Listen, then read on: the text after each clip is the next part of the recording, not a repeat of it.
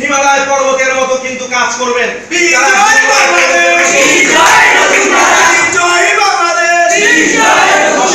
এবং দুর্নীতির মহাপ্লাবন আজকের নতুন ধারা বাংলাদেশের কর্মীদেরকে, নতুন ধারা বাংলাদেশের নেতা কর্মীদেরকে টলকাতে পারবে না। হিমালয়ের পাহাড়ের মতো তারা দাঁড়িয়ে থাকবে, দুর্নীতির সামনে তারা দাঁড়িয়ে থাকবে, তারা জঙ্গিবাদের সামনে দাঁড়িয়ে থাকবে।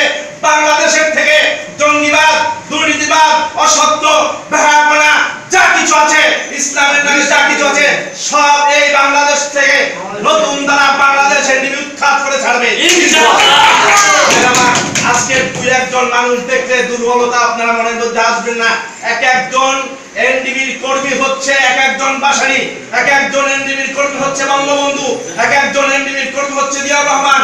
অর্থাৎ তারা যে লালন করেছে সেই লালন বিকৃত হয়ে যাচ্ছে। তারা যে ধরনের দেশ চেয়েছে সেই দেশ কিন্তু এখন উপহার দিচ্ছে না। তাদের দল যারা পরিচালনা করছেন তারা কিন্তু বিকৃত মানসিকতায় পরিচালিত হচ্ছে।